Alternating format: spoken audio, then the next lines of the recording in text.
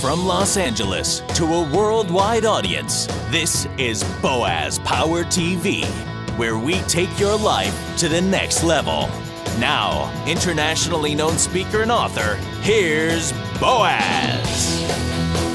Hi, welcome to the Power Show. You are part of the Power Nation, and I'm delighted that you're here, because here we help you improve your attitude, your relationships, your finances, and your career.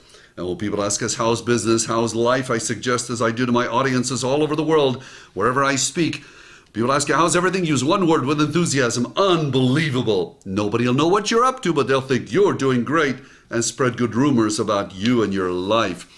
This is episode number 153, Boaz Power TV, and I call this one A Miraculous Prescription. Well, not long ago, when I conducted a seminar for a group of CEOs and their spouses, a very emotional moment occurred when one couple described a huge challenge in their lives. When I asked everyone what they wanted to change or improve about themselves, Peter and his wife, Sandra, were both brought to tears as they expressed an identical desire. They wanted to improve their relationship with their 13-year-old son, Eric. Eric had been previously diagnosed with autism and extreme A.D.H.D.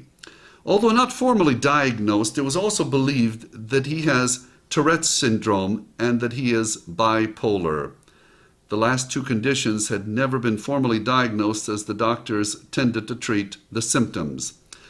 You know, we sometimes think that our challenges are tougher than anyone else's challenges. When I learned what Peter and Sandra face every day, I realized that their challenges are tougher than most of the ones I face on a regular basis. Well, I'll let Peter tell you more, and then we'll discuss how we were able to improve the situation. So I quote, he said, "Eric has a lot of issues by name," Peter related. "To us, his issues are of a low IQ, and his autism is exemplified through social challenges. He doesn't mix well in social situations and has behavioral problems. Until recently," Peter continued, "our home atmosphere was filled with Eric yelling, crying, or arguing about something he misunderstood, and of fears that he will follow through on one of his attempted attacks or threats toward his 4-year-old brother. Until recently, every conversation with Eric was a confrontation, and every interaction with him was a tough challenge for us. Well, in the past, I've been able to make some good progress with people in similar situations by helping them to see things from a different perspective. When we declare a difficult situation as it is, we are strengthening it and reinforcing its existence. I encouraged Peter and Sandra to take a different approach with Eric in relationship to his special needs and his challenging behaviors. They knew that being proactive with the rules and consequences is no secret to parents of special needs children. However, being in the right mental frame of mind to do so is the challenge. In the seminar, Peter and Sandra expressed the heartbreaking things that Eric does on a regular basis, which cause havoc in their family. These include temper tantrums and blurting out embarrassing expletives. As they expressed the negative habits, I asked them, "Is that what you want?" They each said, "Of course not." Then I asked them to each write down some positive things about Eric. They wrote that there are moments when he is loving, caring, joyful, and so forth. I then wrote affirmations for them that declared these positive traits in Eric.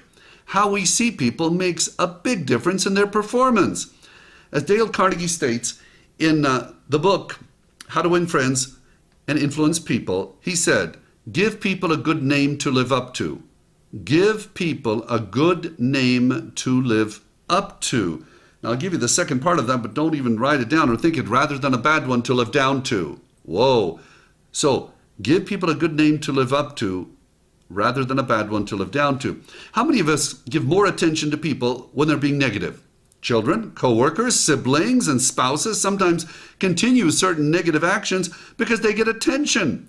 What if we were to compliment these people during a quiet moment on something we saw them do that was positive?